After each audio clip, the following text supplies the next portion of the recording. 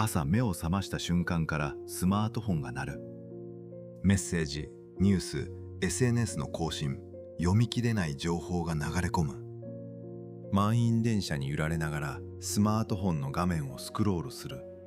画面の向こうでは誰かの華やかな毎日が続いていて、見るたびに自分の足りなさばかりが際立つ。職場に着けば片付けても減らないタスクが待っている。昼食は画面を見ながら味も覚えないまま胃に流し込む。効率、生産性、タイムパフォーマンス。1秒も無駄にしたくないのに、なぜか満たされた感じだけがしない。時間を効率よく使おうとするほど心の余白は失われていく。夜、ようやく一人になっても頭は休まらない。今日言えなかった一言、明日の会議。この先、自分の暮らしはどうなっていくのか。眠ろうとするほどまだ起きてもいない未来の不安が頭の中で勝手に広がっていく。豊かで便利な時代になったのに、手に入れても満たされないのはなぜなのか。こうした感覚を抱くのは誰かが弱いからではない。何かが欠けているわけでもない。この問いは人間が人間である限り抱き続けてきたごく正当な問いだ。この問いに2000年をかけて答えようとしてきた一つの知恵がある。それは禅である。伝説によれば、禅を中国へ伝えたとされるダルマという僧は、ある寺の洞窟で壁に向かってただ座り続けたという。来る日も来る日も、何かを得ようとしてではない。生産性も目的も何もない。ただ座っていた。その姿は現代の目にはひどく奇妙に映る。何の役にも立たない時間。けれどダルマがその何もしない時間の中で見ていたものこそ、現代の私たちが見失っているものだった。禅と聞くと多くの人が心を空っぽにすることだと思っている。雑念を一つ残らず消し去り、無になること。だが禅僧たちが説いてきたのはむしろ逆だった。湧いてくる思考を力ずくで消そうとするのではない。雲が空を流れては消えていくように、来ては去るに任せる。消そうとするその努力こそを手放していく。ここに禅を貫く一つの見方が浮かび上がる。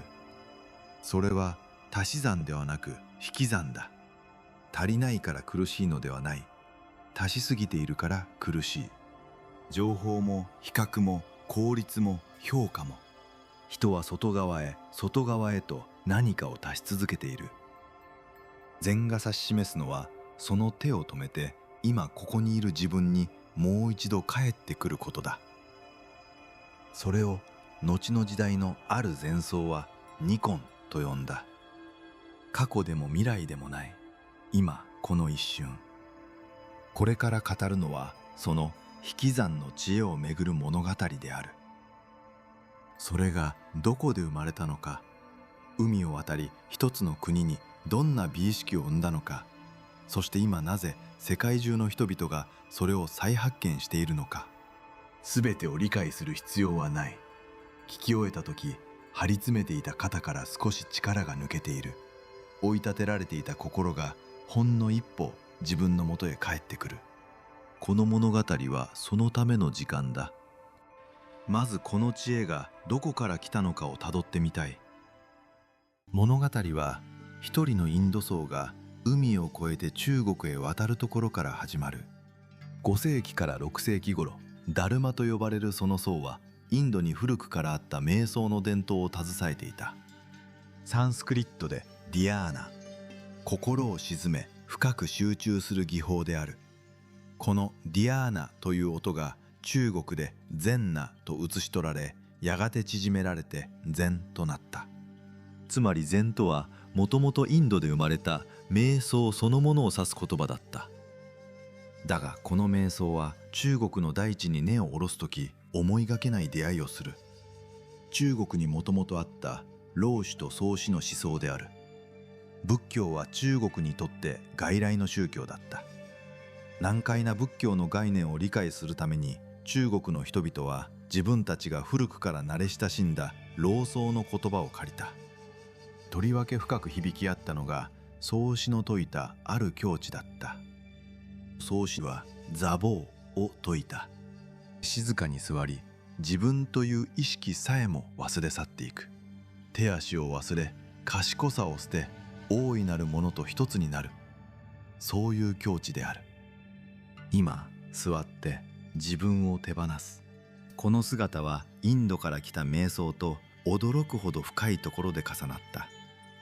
心を空にし自我を手放すという宗師の思想が外来の瞑想と混じり合い、やがて中国独自の新しい思想を生んでいく。それが禅だった。こうして禅は座って何かを得ようとするのではなく、むしろ余計なものを削ぎ落としていく方向へと独自の形を取り始める。その精神を最も鋭く言い切った言葉がある。禅の初期に成立したとされる心人明。その冒頭はこう告げる。思考の道は難しいものではない。ただ襟好みをやめればいい。良いか悪いか、好きか嫌いか、人の心は絶え間なく物事を二つに分けている。その分別こそが心を疲れさせる。道は遠くにあるのではない。何かを足してたどり着くものでもない。その分別という余計な重荷を下ろすだけ。引き算という禅の背骨はこの一文にすでに宿っている。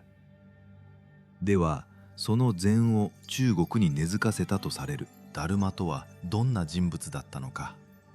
ダルマは5世紀から6世紀の北中国で壁に向かって静かに座り込む壁観と呼ばれる瞑想を教えていた。ひたすら壁に向かい言葉を尽くすよりもただ黙って座る。その背中で示す。言葉や理屈で仏を説くのではなく、座るという行いそのもので真理を直に指し示そうとする。後の禅の何も足さずただ座るという姿勢はこのダルマの壁の前にすでにあった。ダルマから数代を経て禅の歴史に一人の決定的な人物が現れる。六祖絵能。南方の貧しい生まれだったと伝えられる。学問も家柄もない。ある日市場で今日の一節を耳にし、その場で心を貫かれた。悟りとは長い修行を積み上げた先にようやく届くものではない。今この一瞬に自分の本性をまっすぐ見抜く。それで足りる。絵能が示したこの道を頓悟という。絵能が残したとされる一つの言葉がある。本来無一物。元より一つのものもない。この言葉の奥には禅が受け継いだある根本思想が流れている。仏教でいう空である。すべてのものはそれ自体で存在する固定した実体を持たない。あらゆるものは互いに関わり合い、条件が重なって仮にそこに現れている。これを空という。だからこそ絵能は言う。執着すべき実体など初めからないと。本来無一物とはこの空の真理が何も持たないという一つの徹底した態度として地に降りたものだった。そしてこの引き算の系譜が海を渡って一人の日本人の生涯において一つの頂点に達する。道元。13世紀の日本に生まれ、若くして仏道に入った彼は答えを求めて宋の時代の中国へ渡る。そして道元が掴んだのは驚くほど単純な答えだった。ただ座ること。何かを得るために座るのではない。座っているその姿そのものがすでに目指すべきものの現れである。道元はこれを士官多座と呼んだ。ひたすらにただ座る。あのだるまの壁に向かう背中。その意味が道元においてはっきりと言葉になる。座ることは何かへの手段ではない。座ることが答えそのものなのだ。ここまでをたどると一本の線が見えてくる。インドの瞑想が中国で老僧の引き算と出会い、ダルマから絵能へ、そして海を渡って道元へと受け継がれていく。その間ずっと流れていたのは同じ一つの方向だった。足すのではなく引く、求めるのではなく手放す、遠くへ行くのではなく今ここへ帰る。2000年をかけて磨かれてきたこの古い知恵。興味深いのは、これほど古い東洋の知恵が21世紀の今、世界で最も先端を行くとされた場所で再び注目を集めたことだ。アメリカ西海岸シリコンバレー、世界を変えた起業家たちがなぜこの何もしない時間に引きつけられていったのか。その問いはこの物語の後半でもう一度たどり直すことになる。だがその前に、この引き算の知恵が私たちが今抱えている悩みにどう答えるのかを見ていきたい。まず最初に取り上げるのは、おそらく最も多くの人が抱えている感覚だ。時間に追われ、自分の人生を生きている実感がない。ある一日を思い浮かべてみる。やるべきことを次々とこなしていく。一つ終わらせて次へ、その次へ、気づけば日が暮れている。確かに忙しく動いていた。けれど夜になって振り返ると、今日という一日が手のひらから砂のようにこぼれ落ちて何も残っていない。体はここにある。けれど心はどこにあったのか。朝はもう過ぎたことを悔やみ、昼はまだ来ない夕方の予定を気にし、夜は明日の不安を数えている。私たちの心はいつも今ここにいない。過去か未来へと出かけたまま戻ってこない。この感覚に800年前の道元は一つの言葉で答えた。ニコン。過去でも未来でもない。今この一瞬のことである。そして道元は時間そのものについて独特な見方を残した。時はただ流れ去っていく背景ではない。時とは存在そのものだと。私たちはつい時間を自分とは別に流れていく川のように考える。その川のほとりに自分が立っていて、過去が流れ去り未来が流れてくる。だが道元はそうではないという。今この一瞬と今ここにいる自分とは切り離せない。山があり川があり、それを見ている自分がいる。その全部が今この一瞬として同時に立ち現れている。過去を悔やむ自分も未来を案じる自分も、結局は今この一瞬の中にしか存在できない。ならば生きられる場所はただ一つ。今ここしかない。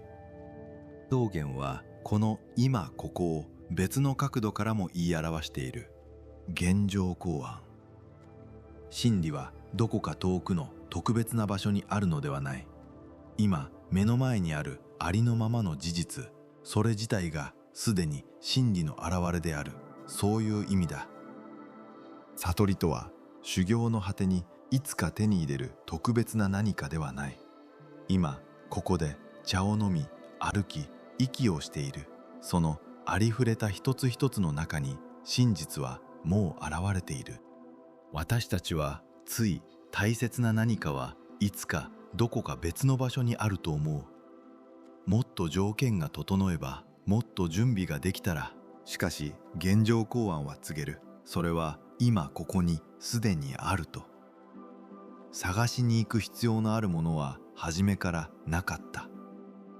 ここで道元の到達したもう一つの言葉につながる。止観多座。ひたすらにただ座ること。私たちはほとんどすべての行いを何かのためにしている。健康のために歩き、評価のために働き、効率のために時間を削る。手段と目的、その連なりの中を絶え間なく走り続けている。座禅はその連なりから降りる時間だ。今何かを得るために座るのではない。座ること自体に目的がない。ただ座っている。その姿そのものがすでに整っている。道元はそう考えた。奇妙に聞こえるかもしれない。だが思い出してみる。時間に追われて苦しいのはいつも心が次へ次へと急いでいるからだった。今やっていることの先に別の目的を置き続けているからだった。士官多座はその先へ急ぐ心そのものをそっと下ろす。今やっていること、ただそれだけになる。その一点に心が返ってくる。ずっとどうすればもっと時間をうまく使えるか考えてきた。だが禅が指し示すのはそもそも逆の方向だ。時間をうまく使い切ろうとすること、その焦りそのものが今ここから自分を引き剥がしていたのではないか。問題は時間が足りないことではない。心が今ここにいないことだった。そして心が今ここを離れてさまようとき、何が起きているのか。現代の科学もこのさまよう心をめぐってよく似た場所にたどり着いている。ここまで語ってきたのは心という私たちが内側で感じている体験の次元の話だ。それとは別の次元から、脳という外から観察できる物質の次元から、現代の科学も同じ事柄に近づいている。内側から見た禅と外側から見た科学が同じ一つの事柄を別の角度から照らしているように見える。私たちの脳には何か特定の作業に集中していないとき、自動的に働き始める回路がある。デフォルトモードネットワークと呼ばれる内側前頭前野や高体上皮質を中心とした領域だ。この回路はそれ自体が悪いものではない。むしろ過去を振り返り、未来を思い描き、一見無関係なものを結びつけて新しい着想を生む。創造性や内省を支える人間にとって欠かせない働きだとされている。問題はこの回路が休むことなく働き続けた時だ。注意を向ける先がなくなると、心は勝手にさまよい出す。過ぎたことを何度も振り返り、まだ来ない未来を繰り返し思い描く。その回路が止まらないまま回り続ける。ある大規模な調査では、人がこうして心をさまよわせているとき、目の前のことに集中しているときよりも幸福度が低い傾向が示されている。心の働きそのものが悪いのではない。ただそれが今ここを離れ止まらないループになって回り続けるとき、人は満たされにくくなる。座禅が沈めようとするのも心を消すことではなかった。さまよって止まらなくなったその流れを今ここへそっと連れ戻すことだった。内側からたどり着いた禅の洞察と外側から見た脳の観察とが静かに重なっていく。心を今ここへ。それは何かを足すことではない。過去への悔いと未来への不安、その重荷をそっと下ろすこと。引き算によって自分の人生をもう一度自分の手に取り戻すことだ。時間に追われていたのではなかった。ただ今ここにいなかっただけだ。次に向き合うのは現代を生きる多くの人を静かに消耗させている感覚だ。周りと比べていつも心が満たされない。画面をスクロールするたびに誰かの成功や誰かの充実した暮らしが目に入る。同年代のあの人はもう手に入れている。それに比べて自分は。仕事で評価されても安心は長く続かない。肩書き、年収、周りからの評価。手に入れたそばからもっと上が見えてきて、満たされた感覚はすぐに逃げていく。おかしなことに足りないものを埋めても埋めても渇きは消えない。なぜなのか。禅はここで意外なことを指摘する。満たされないのは足りないからではない。満たされないのは心が自分のところにいないからだと。考えてみる。他人と比べているとき、私たちの意識はどこにあるだろうか。自分の内側ではない。いつも外にある。あの人の暮らし、あの人の評価、世間が決めた物差し。意識は外へ外へと出かけたまま自分のもとへ帰ってこない。器を外側のもので必死に満たそうとしている。だがその器を持っているはずの本人がずっと留守なのだ。これでは何を注いでも満たされようがない。この外へ出かけてしまった心に禅は2つの言葉で答える。1つ目が絵能が残した言葉だ。本来無一物。人はもともと何も持っていない。磨くべき鏡もなければ払うべき塵もない。執着すべき何かが初めからどこにもない。ならば私たちが必死に握りしめている肩書きや年収や世間からの評価は何なのか。それは自分という存在に後から貼り付けた外側の飾りに過ぎない。生まれた時にはなかったもの、いずれ手放していくもの、本来の自分そのものではない。比べて苦しいのはその外側の飾りを自分の値打ちそのものだと思い込んでいるからだ。飾りが多いか少ないかで自分の価値が決まると信じているからだ。本来無一物はその思い込みを根元から外す。満たすべき器がもともと空っぽだったのではない。埋めなければならない賭けなど初めからなかった。飾りを増やす競争から降りていい。ずっとどうすればもっと認められるかを考えてきた。しかし禅が指し示すのは逆だ。認められることで埋めようとしていたその賭け、それは本当に埋めなければならないものだったのか。外側の飾りを手放した時残るのは欠けた自分ではない。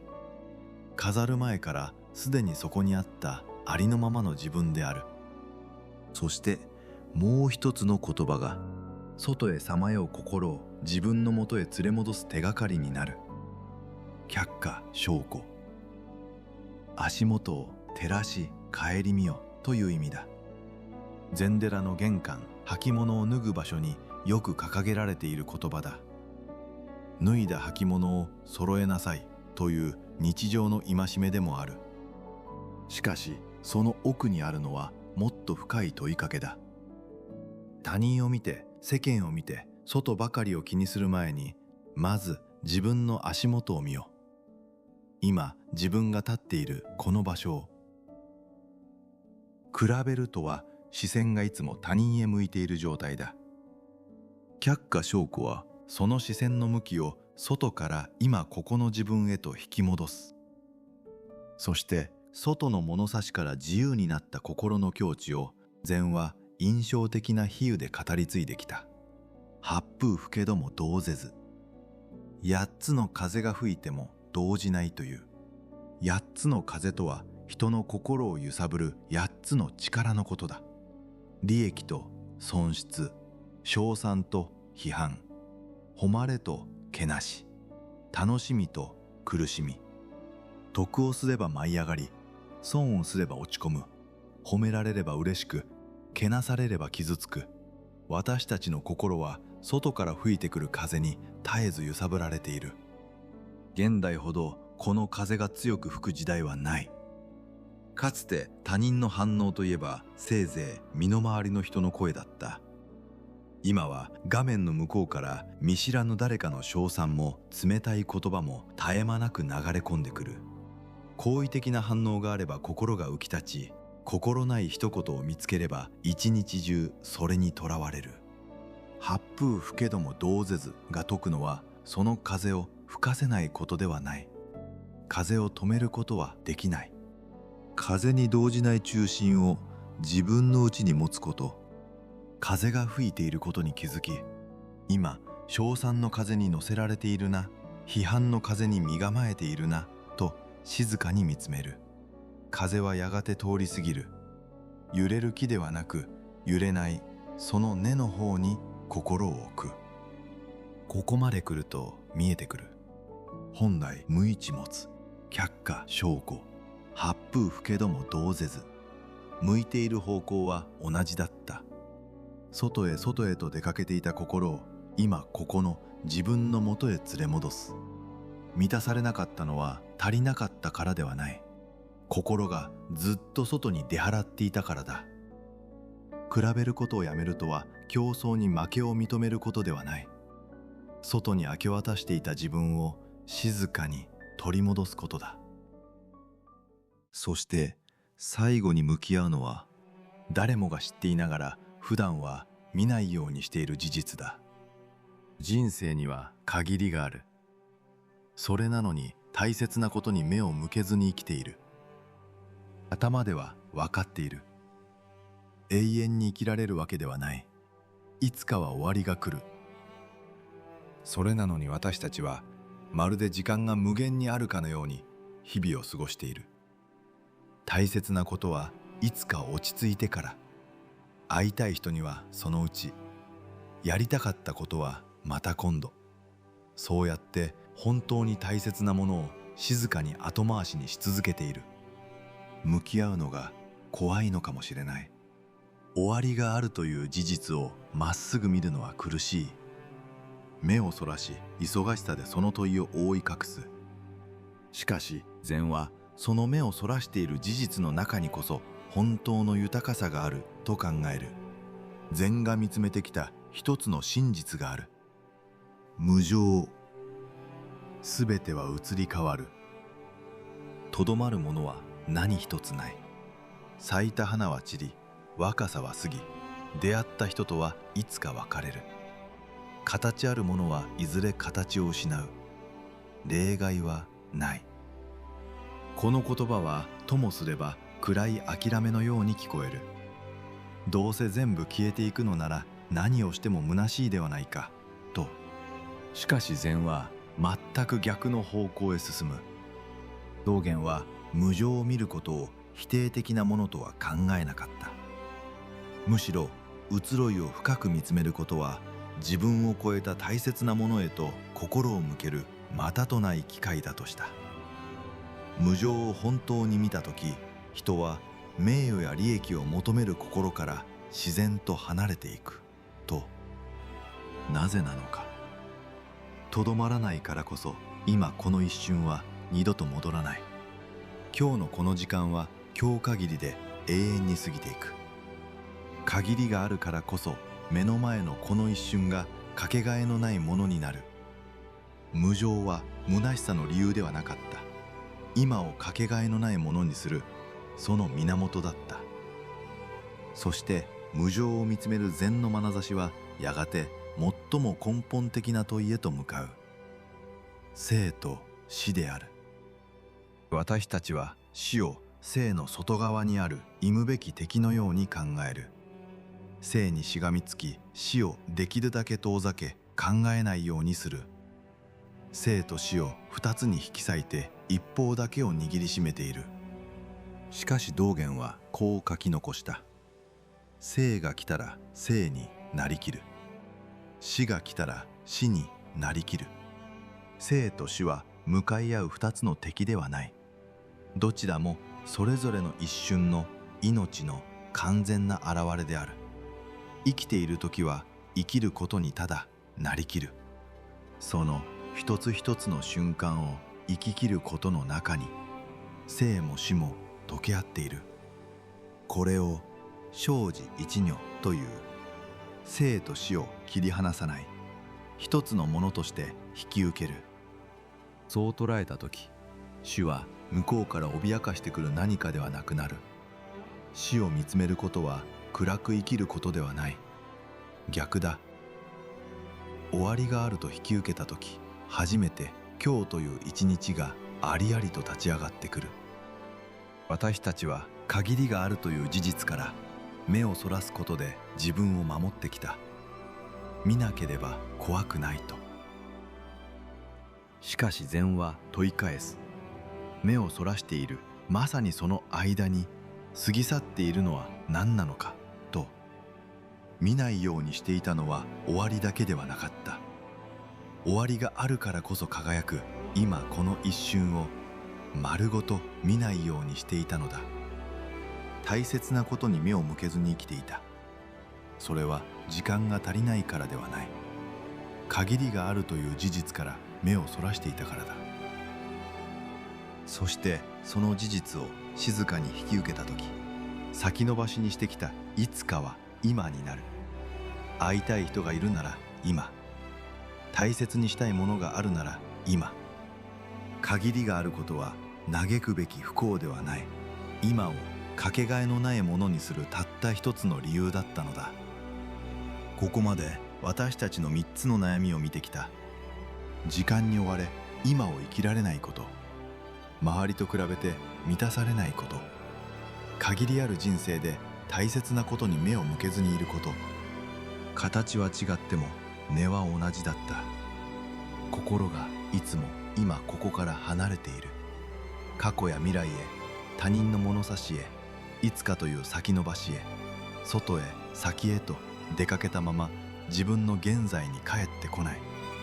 そして禅が指し示す答えもすべて同じ方向を向いていた。足すのではなく引く。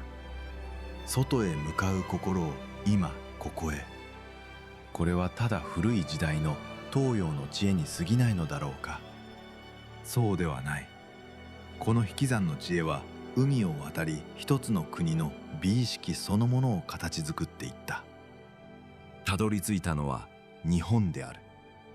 そしてこの国でそれは思想にとどまらず目に見える美の形にまで結晶していく。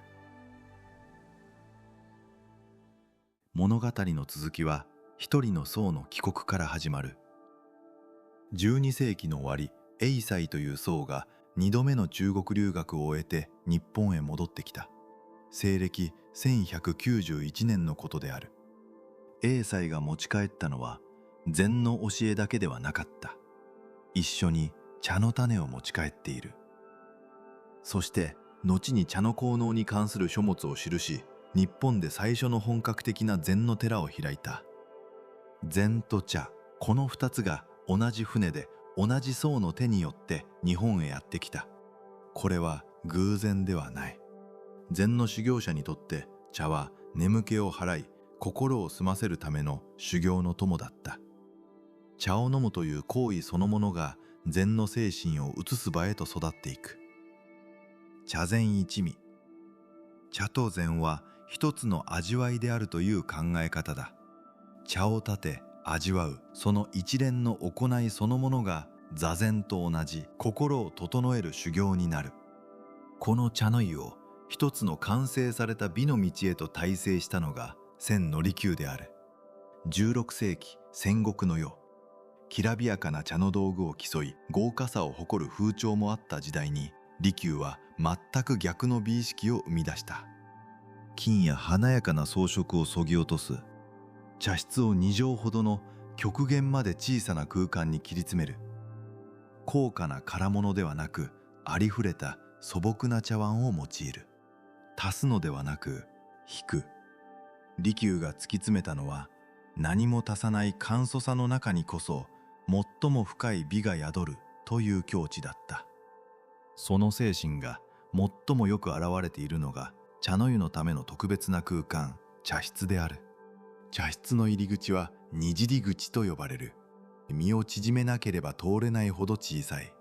身分の高い武士もここでは刀を外し頭を下げにじるようにして入る。中は装飾をすべてそぎ落とした簡素な空間だ。豪華な調度も華やかな飾りもそこにはない。余分なものをそぎ落とした静かな空間で、主人は客のためにただ一杯の茶を立てる。湯が沸き、茶が立てられ、碗が手渡される。それだけのささやかな時間。しかしその一杯に全てが注がれる。この茶の湯の心から一つの言葉が生まれた。一期一会。今この場でこの人と過ごすひとときは一生に一度きり。たとえ同じ人と同じ場所で再び会えたとしても、その瞬間の空気は二度と同じようには戻らない。目の前のこの出会いに心を尽くす。これは儚さを嘆く言葉ではない。一度きりだからこそ今ここに全てを注ぐ。無常という事実がここでは一杯の茶をめぐる今を生きる態度へと姿を変えている。限りがあるからこそ今この一服がかけがえのないものになる。そしてこの簡素な茶の心から日本独自の美意識が二つの言葉になって立ち上がる。詫びと詫び。詫びとは簡素でつつましいものの中に宿る美だ。豪華さや完全さではない。むしろ足りないもの、欠けたものの中に満ち足りたものを見出す。ひびの入った茶碗を修理した跡ごと慈しむ。錆とは時を経て枯れ古びたものの味わいだ。新しく華やかなものではない。年月が物の表面から余計な輝きを削り取っていく。その後に残る静かで寂しげな佇まいに美を見る。どちらも足し算の美ではない。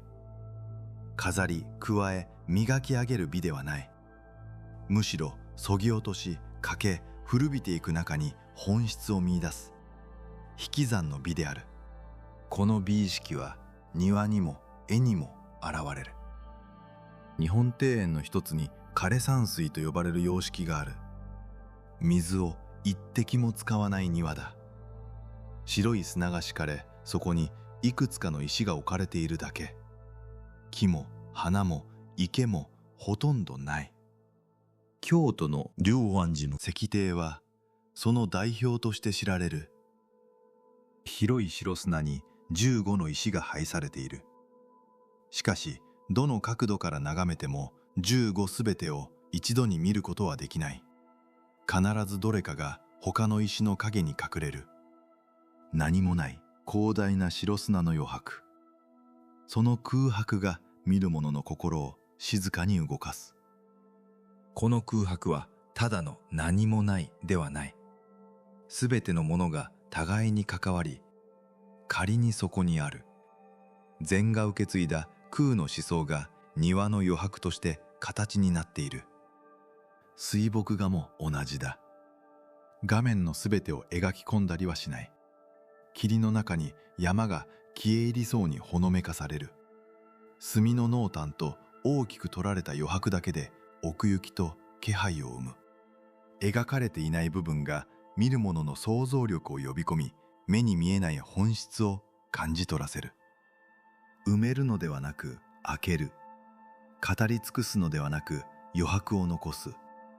ここに日本の美意識を貫く一つの感覚がある。間と呼ばれるものだ。音と音の間の静寂、動きと動きの間の止まり、物と物との間の空間、その何もない余白こそが両側のものを生かし、全体に深みと緊張を与える。引き算の知恵はこうして庭となり絵となり、空間そのものの感覚となって日本の一つの美意識を形作っていった。そして引き算の精神は最も張り詰めた場所にも入り込んでいく。刀の世界である。江戸時代の初め、沢庵という禅僧が一人の剣の達人に宛てて一通の書を記した。剣の極意を禅の心で説いた書である。沢庵が説いたのは、心をどこにも止めるなということだった。相手の刀に心を奪われれば、その一点に心が凝り固まる。自分の構えにとらわれれば、そこに心が止まる。一枚の刃に見入れば、木全体が見えなくなる。心をどこか一つに止めた瞬間、その他のすべてが見えなくなる。心をどこにも置かない。一点に固定せず、水のようにとどまらせない。そうすれば心はあらゆる方向へ自在に応じることができる。これを無心という。何も考えない空っぽの状態ではない。とらわれがないという意味だ。心が何者にも凝り固まらず、とどまらず、自由に流れている状態。そして剣の道は他のどんな道よりも死と隣り合っている。生か死か、その狭間で死への恐れに心がとらわれれば、その瞬間心は凝り固まり動けなくなる。ここでも答えは同じだった。死を握りしめない。生と死を二つに分けて、一方を恐れ一方にしがみつくのをやめる。心をそこにもとどめない。茶室の静けさとここでの刀の張り詰めた緊張、まるで正反対に見える。しかし流れているのは同じ一つの精神だった。余計なものを止めない。そぎ落とす。心を今ここに自在に置く。引き算という2000年の知恵はこうして一つの国の生き方と美意識の奥深くにまで染み込んでいった。ここまでは過去の物語に聞こえるかもしれない。しかしこの引き算の知恵は20世紀から21世紀にかけて海を越え世界の最も先端とされた場所で再び見出されることになる。20世紀の後半、引き算の知恵は思いがけない場所で再び見出される。アメリカ・カリフォルニア、世界の最先端の技術が生まれるシリコンバレーである。その中心に一人の人物がいた。スティーブ・ジョブズ。ジョブズと禅の関わりは一時の流行のようなものではなかった。ジョブズはアメリカで初めて開かれた禅の修行道場に通い、壁に向かって座る修行に打ち込んでいる。禅はジョブズに何をもたらしたのか。最もよく知られているのはあの製品たちの姿に刻まれた引き算の思想である。ボタンを限界まで減らす、説明書をなくす、機能を足すのではなく本当に必要なものだけを残してあとは全て削ぎ落とす。足し算ではなく引き算、複雑さを加えていくのではなく余計なものを取り除いた先に誰もが直感で触れられる簡潔な美しさが生まれる。これはあの茶室の精神とどこか似ている。削ぎ落とし、削り、最小限にまで切り詰めた先に本質を立ち上がらせる。利休が2畳の茶室で目指したものとジョブズが手のひらの中の道具で目指したもの、その方向は驚くほど近い。禅はまた論理だけでは届かない領域での直感の力を重んじる。膨大な情報を分析し理屈を積み上げても答えの出ない決断がある。座ることで頭の中の雑音が静まると理屈を超えた直感が働きやすくなる。ジョブズが座ることに求めたものの一つはこの研ぎ澄まされた直感だったとされる。そしてジョブズが禅に見出したものは彼一人にとどまらなかった。20世紀の終わりから禅の知恵はもっと広い形で世界に広がっていく。マインドフルネスと呼ばれるものである。その流れを作った中心にジョン・カバット・ジンという科学者がいた。1979年、彼は大学の医療センターである試みを始める。禅やヨガで受け継がれてきた瞑想の実践から誰もが医療や科学の対象として取り組める形へと組み直した。彼はマインドフルネスをこう定義した。意図的に今この瞬間に価値判断を加えずに注意を向けること。これは禅が説いてきた今ここの知恵を誰もが受け取れる言葉に置き換えたものだった。科学の言葉に置き換えられたことでその効果は数多くの研究によって検証されるようになる。2000年以上前に東洋で芽生えた今ここに心を置くという知恵が時代を超えて今改めて見直されている。そして引き算の精神はもう一つの形でも世界へ広がっている。ミニマリズムと呼ばれる美の流れである。物を減らす、装飾を削ぎ落とす、空間にあえて何もない余白を残す、そこに豊かさを見る。この感覚はあの枯山水の白砂や水墨画の余白と同じ根を持っている。何も持たないという本来無一物の精神。現代の建築やデザインの中にもその流れは静かに息づいている。そしてこの東洋の知恵を世界に向けて初めて言葉で開いた人物を忘れてはならない。鈴木大拙。20世紀の前半、彼は禅を英語で世界に紹介した先駆者だった。言葉では捉えきれないとされてきた禅の境地を西洋の人々にも届く言葉で論理的に語ってみせた。彼の仕事がなければ禅がこれほど世界に広がることはなかったかもしれない。そして振り返ってみる。インドで芽生え、中国で老僧と出会い、日本で美の形にまで結晶した引き算の知恵。それは20世紀から21世紀にかけて技術の最先端でも医療の現場でも現代の美意識の中でも再び見出された。そして2000年以上姿と名前を変えながらこの知恵は生き延びてきた。それは人間が時代や文化を超えて同じ一つのことを必要とし続けているからだろう。足しすぎた心を今ここへ引き戻すこと。しかしここで一つの問いが残る。これほど多くの人がその知恵に惹かれ、その価値を頭では理解している。それなのになぜいざ実践しようとするとこれほど難しいのか。なぜ分かっていても心は今ここにとどまってくれないのか。その答えは知識の中にはない。ただ座るという一つの行為の中にある。なぜ価値が分かっていても心は今ここにとどまらないのか。その問いに禅は理屈で答えてはこなかった。ただ座ること、それだけを繰り返し示してきた。座禅である。ここで多くの人がつまずく。座禅とは何かを得るための方法だと思ってしまう。心を鎮める技術、集中力を高める訓練、ストレスを減らす手段、そう考えて効果を求めて座ろうとする。しかし道元が説いた座禅はそのどれでもなかった。何かを得るために座るのではない。座っているその姿そのものがすでに整った状態である。得ようとする心を手放して座る。何も求めず、何も捕まえず、ただ座る。座ることが目的への手段なのではない。座ることが答えそのものなのだ。20世紀の禅僧内山光章はこう言い表した。座禅は目的のための手段ではなく、ありのままの自己がそのまま現れることだと。ここにこれまで見てきたすべての概念が一つに集まってくる。何も足さない。何も得ようとしない。ただ今ここにある。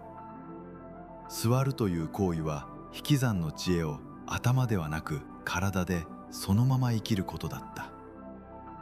では実際に座ると何が起きるのか。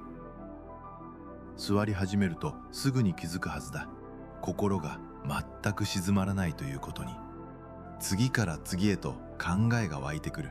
明日の予定、今日の後悔、言われた一言、夕飯の献立。静かに座っているはずなのに頭の中は騒がしいほどに動き続けている。多くの人はここでこう考える。雑念を消さなければ、無心にならなければ、そして湧いてくる考えと戦い始める。しかしこれが最初の、そして最大の誤解だ。座禅は雑念を消すことではない。20世紀、禅をアメリカへ伝えた鈴木春龍は湧いてくる思考を心の波に例えた。波は外から来る邪魔者ではない。海そのものが起こす海の一部だ。同じように湧いてくる思考もまた自分の心が起こす心の動きに過ぎない。戦わない、消そうともしないと。考えが湧いてきたらただ気づく。そして追いかけずに捕まえずにそっと手放す。波が寄せては返すように来ては去るに任せる。そして静かに呼吸の感覚に意識を戻し、ただそれを感じる。また考えが湧く。また気づいて手放し、呼吸へ戻る。それだけを繰り返す。不思議なことに波と戦うのをやめると波は自然に収まっていく。煩わされさえしなければ海はおのずから静かになっていく。気づいて手放し戻るという繰り返しが知らぬ間に一つの力を育てている。自分の心を少し離れたところから静かに眺める力だ。考えに飲み込まれるのではなく、考えている自分に気づいている。波に溺れるのではなく、波を岸から見ている。考えが湧くこと自体は止められない。しかしその考えに引きずられるかどうかは変えられる。座ることはそのわずかな隙間を育てていく。この座るという行いを禅は身体の側からも丁寧に整えてきた。頭で心を静めようとしてもうまくいかない。考えるなと考えるほど考えてしまう。禅は心ではなく体から入る。体、呼吸、心、この3つを順に整えていく。三調と呼ばれる。調心。まず姿勢を整える。骨盤を立て、背筋をまっすぐに伸ばす。体の軸が定まる。調息。次に呼吸を整える。ゆっくりと深く。調心。そして体と呼吸が整うと、心は後から自然と静まってくる。とりわけ鍵を握るのが吐く息だ。吐く息を吸う息よりも長くすると、心拍を緩める休息側の神経の働きが強まる。瞑想神経と呼ばれる身体を休息へと導く神経だ。吐く息が長くなると、その信号が神経を通って脳の中枢へと伝わる。すると脳から体へ、もう警戒しなくていいという指令が返っていく。張り詰めていた体がその指令を受けて緩んでいく。禅が心ではなく、まず体と呼吸から整えていったのはこのためだったのかもしれない。座ることの中で心は少しずつある状態へ近づいていく。それは無心。これも何も考えない空っぽの状態ではない。剣の達人が目指したのと同じ囚われのない心だ。どこにも凝り固まらずとどまらず、ただ今ここに開かれている心。過去の後悔も未来の不安も他人の評価も一度全てを閉じて電源を落とす。そしてまたまっさらな状態から立ち上がり直す。何かを足すのではない。積もり積もった余計なものを手放していく。座るとは引き算を体で行う時間だった。ここまで来て最初の問いに戻ってくる。なぜ分かっていても心は今ここにとどまらないのか。それは今ここにとどまることが知識ではなく技だからだ。本で読んで理解して身につくものではない。泳ぎ方の本を何冊読んでも泳げるようにならないのと同じだ。水に入り手足を動かす。座って気づいて呼吸へ戻る。繰り返すことでしか身につかない。そしてここで一つの現実がある。私たちは一日中座っているわけにはいかない。座っていられるのは長くても一日のうちのほんのわずかな時間だ。では座っていない残りの大半の時間をどう生きるのか。引き算の知恵は座禅という特別な時間の中だけのものなのだろうか。禅の答えは違った。座ることは引き算を体で起こす時間だった。しかし私たちの一日の大半は座っていない時間でできている。禅はその残りの時間を見捨てなかった。歩いているとき、立ち止まっているとき、座っているとき、横になっているとき、この歩く、止まる、座る、寝るという暮らしのすべての動作を禅は行住座がと呼び、そのどれもが修行の場になり得ると考えた。ここに禅が長く伝えてきた一つの言葉がある。平常心是道。特別ではない当たり前の日常の心。それがそのまま道である。悟りとはどこか遠くの特別な体験の中で突然訪れるものではない。朝起きて顔を洗い、食事をし、働き、眠る。そのありふれた一日のただ中にこそすでにある。この言葉は私たちの思い込みを静かに覆す。私たちはつい本当に大切なものは今ここではない、どこか別の場所にあると考える。特別な修行をすれば、人生が変われば、いつか悟りのような瞬間が訪れればと。しかし探していたものはいつものこの平凡な一日の中に最初からあった。ではその平凡な一日をどう生きるのか。禅は2つの具体的な姿を示してきた。一つは一度に一つのことだけをするということだ。上州という唐の時代の前僧がいた。彼のもとをいろいろな人が訪ねてくる。初めて来た者にも何度も来た者にも上州は決まって同じ一言を返したという。まあ茶でも飲んでいきなさいとありふれた言葉だ。しかしここに実践の確信がある。茶を飲むときはただ茶を飲む。そのことだけに心を尽くす。今の暮らしを振り返ってみる。食事をしながら画面を見る。歩きながら考え事をする。人の話を聞きながら次に言うことを頭の中で探している。いつも2つも3つものことを同時にしている。心はいつも手にしていることの外にある。一度に一つだけ。茶を飲むなら茶を飲むことだけになる。食べるなら味わうことだけになる。そのささやかな集中が外へ散らばった心を今ここへ連れ戻す。もう一つは日々の作業に心を込めるということだ。禅の寺では座禅と同じだけ日々の労働が大切にされてきた。掃除をし、庭を掃き、食事を作り、片付ける。これをサムという。ここで言うサムとはただ手際よく用事を片付けることではない。皿を洗うなら皿を洗う、その行為そのものになりきる。水の冷たさ、器の重み、手の動き。結果として皿はきれいになるが、きれいにするために洗うのではない。洗うこと、それ自体になる。掃除も料理もそれ自体が心を整える時間になる。座らずとも生活のただ中で引き算の実践はできる。一度に一つのことになりきる。日々の作業に心を込める。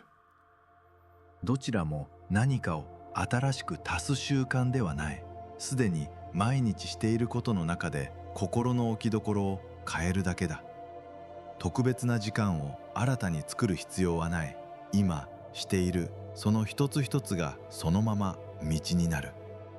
そしてこの生き方の行き着く先に禅が伝えてきたもう一つの言葉がある。日々これ口実。来る日も来る日も良き日である。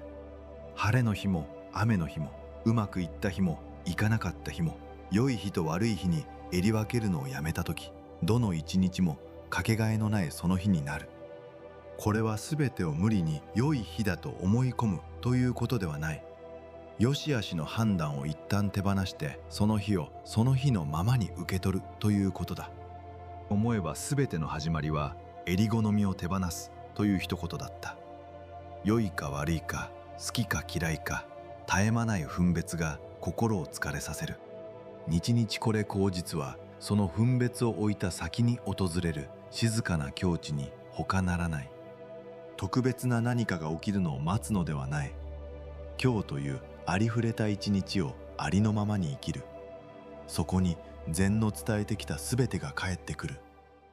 ここで最初の問いに立ち返ってみたい。どれだけ手に入れても満たされないのはなぜなのか。長い道のりをたどってきた。インドの瞑想から中国の老僧、ダルマとエノウ、海を渡った道元、日本の茶室と枯山水の余白、そして現代のシリコンバレーと世界に広がったマインドフルネス。2000年を超えるその旅の途中で姿も名前も何度も変わった。しかしその真にあったものは最初から最後までただ一つだった。足すのではなく引く。外へ外へと向かう心を今ここへ連れ戻す。満たされなかったのは足りなかったからではなかった。すでに十分すぎるほど抱えていた。情報を、比較を、効率を、評価を手放せないまま外へ外へと求め続けていた。満たすべき答えは新しく手に入れるその先にはなかった。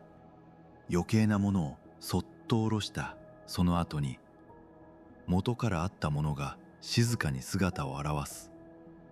禅に演奏と呼ばれる絵がある。筆を一息で描いた一つの円。始まりも終わりもどこにあるのかわからない。中には何も描かれていない。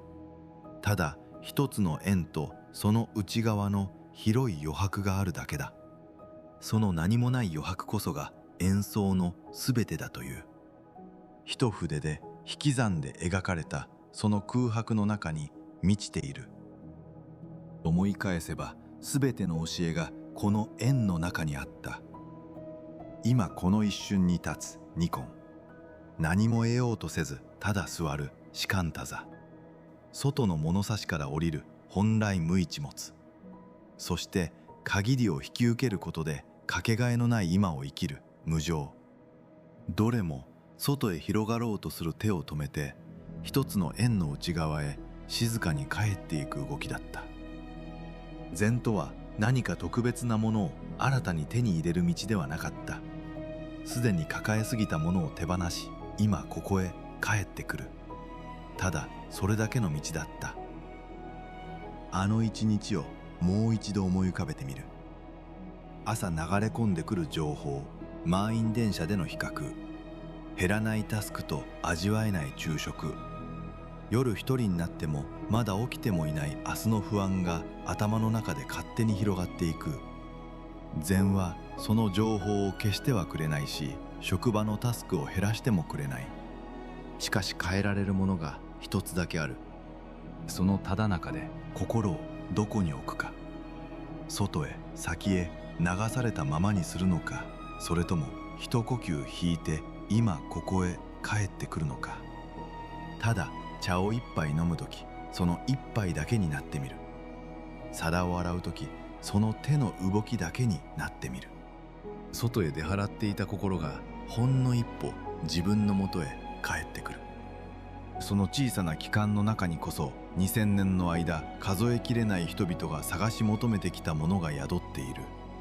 遠くにではなく今ここにもうあったのだという静かな手応えが。足すことに疲れたら引いて今ここへ。そこにあなたが元から持っていたものが待っている。